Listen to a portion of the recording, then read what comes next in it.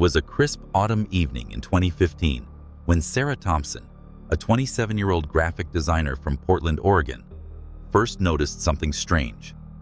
She had just left her favorite coffee shop after finishing up some freelance work on her laptop. As she walked to her car, parked across the street, she felt an odd sensation, as though someone's eyes were boring into her back. She turned around quickly, but saw nothing unusual. A few pedestrians strolling by, cars driving past, and the faint glow of streetlights reflecting off damp pavement. Shaking off the feeling as paranoia, Sarah unlocked her car door and drove home. But that wasn't the last time she would feel those phantom eyes. Over the next week, small things began to unsettle her. Her mailbox was slightly ajar one morning, even though she always closed it securely. The blinds in her living room were moved ever so slightly when she returned from grocery shopping. And then there were the noises at night. Soft creaks outside her bedroom window, or the sound of footsteps echoing through the empty hallway of her apartment building. At first, Sarah chalked it all up to coincidence or overactive imagination. After all, she lived alone and worked long hours, which could make anyone hyper-aware of their surroundings. But deep down, she knew something wasn't right. One night, while scrolling through social media before bed, Sarah stumbled upon a chilling discovery. Someone had sent her a friend request on Facebook under the name Shadowman. His profile picture was completely black, save for two glowing white dots resembling eyes staring directly at her. There were no posts, no mutual friends, and no identifying information, just those hollow eyes peering out from the void. Sarah declined the request immediately, but unease settled in her chest like a stone. Who was this person? How did they find her? She tried reporting the account, but Facebook claimed there wasn't enough evidence to take action. Frustrated and increasingly anxious, Sarah decided to change her privacy settings and block the account altogether.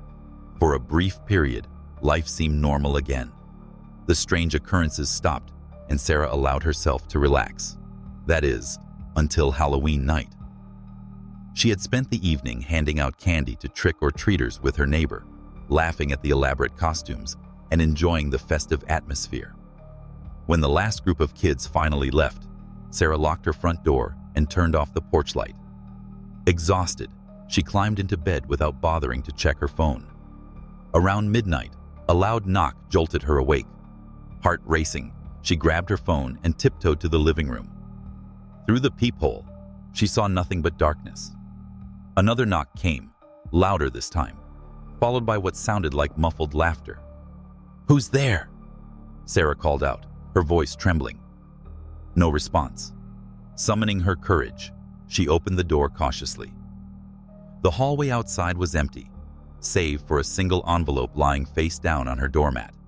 Her name was scrawled across the front in jagged handwriting. With shaking hands, Sarah picked up the envelope and retreated inside.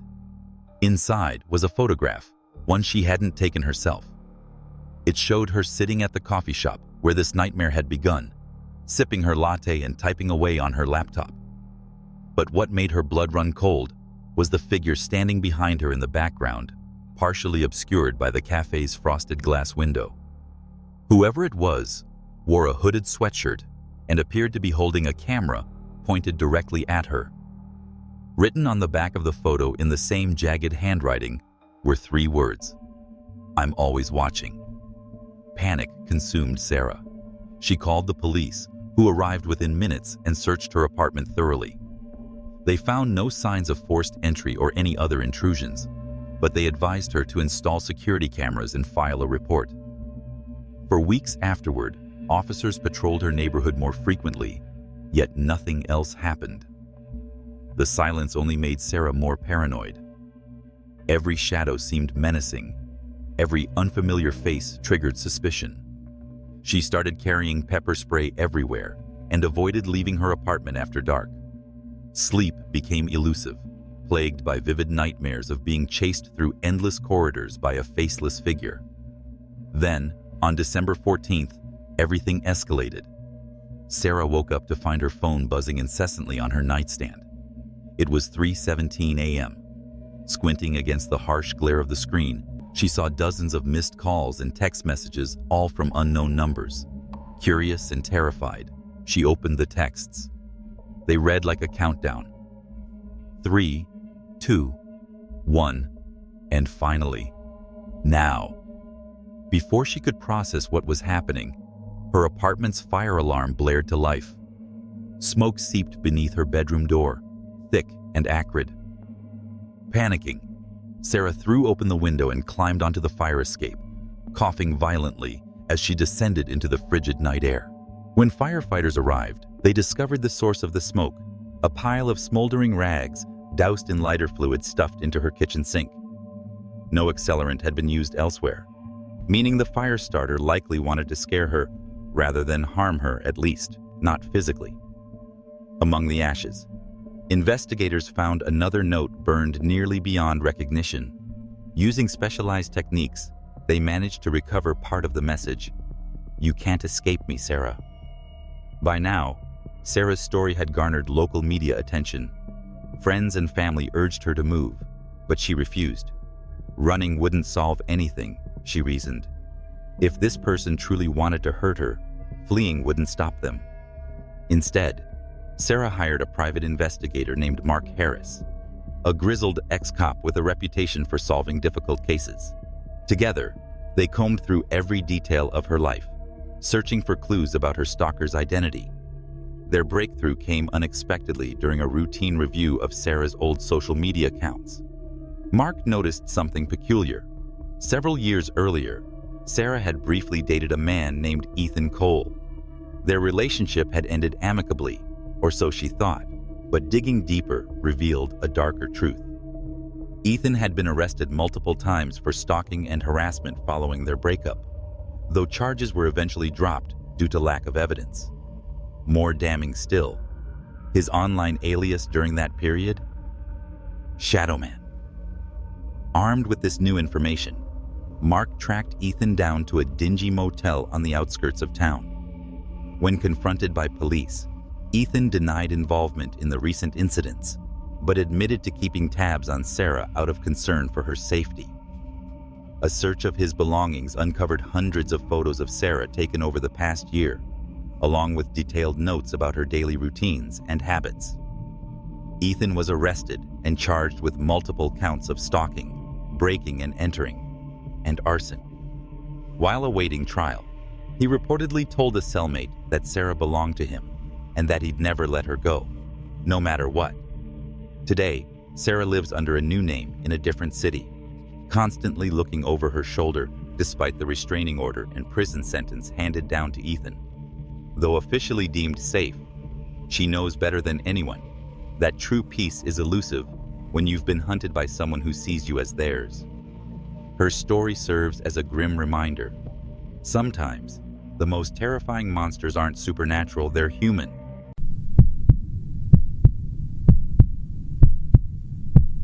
It was a crisp autumn evening when Emma first noticed the feeling. She had just moved into her new apartment, a cozy little place on the third floor of an old brick building in the heart of downtown. The landlord had been friendly enough, warning her about the creaky floors and the occasional draft from the windows, but nothing that would deter someone looking for their own space after years of living with roommates. Emma loved it here. It wasn't luxurious by any means, but it felt safe, or so she thought. On her second night in the apartment, as she sat at her desk typing away on her laptop, she heard it, a faint scratching sound coming from outside. At first, she assumed it was just leaves brushing against the window pane, or perhaps a stray cat seeking shelter. But when she glanced up, she froze. There, pressed against the glass of her bedroom window, was a face. It wasn't close enough to make out details, just a pale blur staring directly at her. Her heart leapt into her throat as she scrambled backward, knocking over her chair. When she dared to look again, the face was gone. She told herself it was nothing. Maybe some neighborhood kid playing a prank. Still, sleep didn't come easily that night. Over the next few days, strange things began happening. A knock at the door late at night turned out to be no one there. Footsteps echoed in the hallway, even though no one lived in the adjacent unit. And then, there were the whispers. They started softly, almost imperceptible, like the rustle of wind through dead leaves. But they grew louder each night, seeping through the walls and under the door until Emma couldn't ignore them anymore. They weren't words exactly, more like fragmented murmurs, disjointed phrases that made her skin crawl. Watching you, always. Watching one evening, unable to take it anymore, Emma confronted her neighbor, Mr. Hargrove, who lived across the hall.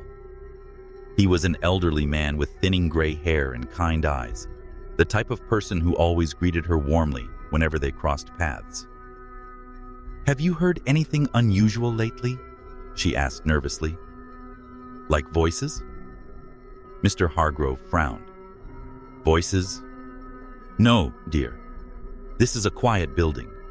Are you sure you're not imagining things?" Emma left his apartment feeling foolish but unsettled. Was she imagining it? The stress of moving, maybe? But deep down, she knew something wasn't right. That night, the whispers returned, louder than ever. They filled the room, bouncing off the walls until Emma clapped her hands over her ears. That's when she saw him. Standing in the corner of her bedroom, shrouded in shadow, was a figure. Tall and gaunt, with hollow eyes that glowed faintly in the darkness. He, or it, didn't move. Just stood there, watching her. Emma screamed and bolted for the light switch. When the overhead bulb flickered on, the figure was gone. Trembling, she checked every inch of her apartment, but there was no sign of anyone having broken in. Yet the air felt heavy, oppressive, as if the presence lingered. She called the police, but they found nothing amiss.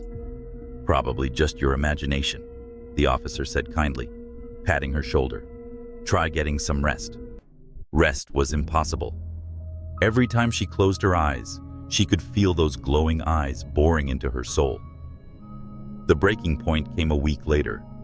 Emma had taken to sleeping on the couch in the living room, convinced that whatever was haunting her couldn't reach her there. But that night, the whispers reached a fever pitch, swirling around her head like a swarm of insects. And then, the voice spoke clearly for the first time. "You can't escape me." Emma bolted upright, her breath hitching. The room was pitch black, save for the dim glow of the streetlights filtering through the curtains. Slowly, she turned her head toward the source of the voice. He was standing right behind her. Not in the shadows this time, not hiding. He loomed over her, his skeletal frame blocking out the light. His lips curled into a grotesque smile as he leaned closer, his breath cold against her cheek. "I've been waiting for you," he whispered. Emma screamed and scrambled away, grabbing the nearest object, a lamp, and hurling it at him. For a moment, the world seemed to fracture. The lamp shattered against his chest, and he staggered back, his form flickering like a bad TV signal. Then, with a final guttural growl, he vanished. But the relief was short-lived. As dawn broke, Emma realized something far worse. While she'd been fighting for her life, someone or something had been inside her apartment.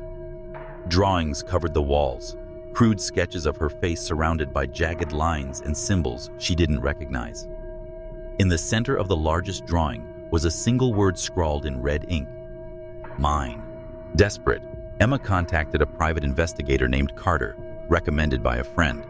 He arrived the following afternoon, skepticism etched onto his weathered face. "This sounds like a lot of nonsense," he admitted as he examined the drawings, "but I'll look into it." What he found chilled him to the bone. Records showed that the previous tenant of Emma's apartment had disappeared without a trace 3 months prior. Neighbors reported seeing her less and less before she vanished entirely. And then there was the history of the building itself. It had once been a funeral home, shut down decades ago after allegations of misconduct involving the handling of bodies. Carter warned Emma to leave immediately, but she refused. "If I run, he'll follow me," she said, her voice trembling but resolute. I need to end this. Together, they devised a plan. Using salt, iron filings, and other materials Carter claimed would ward off malevolent spirits, they fortified the apartment. Emma armed herself with a baseball bat and stayed awake all night, waiting. Around midnight, the whispers returned, louder this time, angrier. The temperature plummeted, frost creeping along the edges of the windows. Emma gripped the bat tightly, her knuckles white. He appeared suddenly, materializing in the middle of the room. His form was more solid now, less ghostly. Hatred radiated from him as he lunged at her, but Emma was ready. With a cry, she swung the bat, connecting squarely with his head. There was a sickening crack, and he stumbled, clutching his skull. Before he could recover, Carter burst into the room, holding a jar of burning sage. The creature howled in agony, its body dissolving into smoke as the flames consumed it. Within moments, it was gone. For weeks afterward, Emma felt safer. The whispers stopped. The oppressive atmosphere lifted. Even Mr. Hargrove remarked on how much happier she seemed. But one rainy afternoon, as Emma sorted through mail by her front door, she noticed something odd. Among the envelopes was a small package addressed to her in handwriting she didn't recognize. Curious, she opened it. Inside was a photograph. It showed her sleeping on the couch, taken from an angle that suggested the photographer had been standing directly above her. On the back of the photo, written in familiar red ink, were 2 words: "Not done."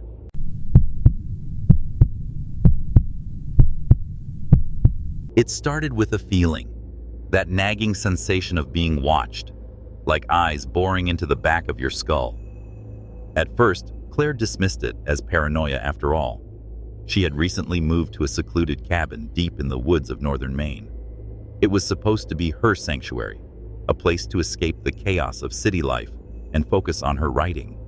But the longer she stayed, the more certain she became. Someone or something was out there. The cabin sat at the edge of an expansive forest, surrounded by towering pines that swayed ominously even when there was no wind. Claire loved the quiet isolation, but it came with its own set of challenges. The nearest neighbor was miles away, and phone service was spotty at best. Still, she told herself she could handle it. She needed this solitude to finish her novel. On her second night in the cabin, Claire woke abruptly to the sound of footsteps crunching through leaves just outside her bedroom window. Her heart pounded as she crept to the window and peered out into the darkness. Nothing moved except for the trees, their branches clawing at the sky like skeletal hands. She shook her head, chiding herself for jumping at shadows, and returned to bed. But the footsteps didn't stop. They circled the house slowly, deliberately, as if whoever, or whatever, they belonged to was inspecting every inch of the property. Claire grabbed a flashlight and ventured onto the porch, her pulse racing. The beam of light cut through the blackness, revealing nothing but empty space. Yet the moment she stepped back inside and locked the door, the sound resumed. This pattern continued for days. Every night, the footsteps would start again, always just beyond the reach of her flashlight's glow. During the day, she tried to convince herself it was just animals or the wind playing tricks on her mind. But deep down, she knew better. One evening, while cooking dinner, Claire noticed something strange through the kitchen window. A figure stood among the trees, partially obscured by the thick foliage. It was tall and thin, almost unnaturally so, with limbs that seemed too long for its body. Its face was hidden in shadow, but Claire could feel its gaze piercing through the glass and into her soul. She dropped the spatula she'd been holding and stumbled backward, her breath hitching. When she finally mustered the courage to look again, the figure was gone. Claire called the local sheriff's department, hoping for reassurance. Deputy Miller arrived within the hour, a gruff man with a salt and pepper beard who looked skeptical from the moment he stepped out of his truck. "You sure you saw something?" he asked, surveying the tree line. "These woods are full of critters. Could have been a deer." "It wasn't a deer," Claire insisted. "It was human. Or at least, it looked human." Deputy Miller shrugged. "I'll take a look around, but I doubt I'll find much. Just keep your doors locked, all right?" He left shortly after, leaving Claire alone once more. She spent the rest of the night pacing the cabin, clutching a fire poker like a weapon. Sleep eluded her entirely. The next morning, Claire decided to explore the surrounding area, hoping to uncover any clues about her mysterious visitor. As she wandered deeper into the woods, she began noticing strange markings carved into the trees, symbols unlike anything she'd ever seen before, arranged in patterns that seemed almost deliberate. Her unease grew as she followed the trail of symbols, which led her to a small clearing. In the center stood a crude wooden structure, a kind of altar made of jagged planks, nailed together haphazardly. On top of it lay a collection of objects that sent a shiver down her spine. Strands of hair, scraps of fabric, and photographs. One of the photos caught her eye immediately. It was a picture of her, taken without her knowledge, standing on her porch. Claire's blood ran cold. She turned to leave, but before she could take a step, she heard a voice behind her. "You shouldn't have come here." She spun around to see the figure from the previous night standing at the edge of the clearing. This time, its face was visible, or rather, what passed for a face. Its features were distorted, stretched unnaturally wide, with hollow pits where its eyes should have been. A grotesque smile split its lips, revealing rows of jagged teeth. Claire screamed and bolted, crashing through the underbrush as fast as her legs could carry her. Behind her, she heard the snapping of twigs and the rustling of leaves as the creature gave chase. Her lungs burned and her vision blurred, but she didn't dare slow down. Finally, she burst into the clearing near her cabin and slammed the door shut behind her, locking it just as something heavy collided with the other side. For hours, she cowered in the corner of the living room, listening to the relentless pounding on the walls and windows. The creature didn't speak again, but its presence was suffocating, pressing against the edges of her sanity. When dawn broke, the assault ceased. Claire emerged cautiously, half expecting to find the creature waiting for her. Instead, the woods were eerily silent, as if they were holding their breath. She considered leaving immediately, packing up her belongings and driving straight back to the city. But then she remembered the altar and the photo. Whoever or whatever this thing was, it had been watching her for a long time. Leaving wouldn't solve anything.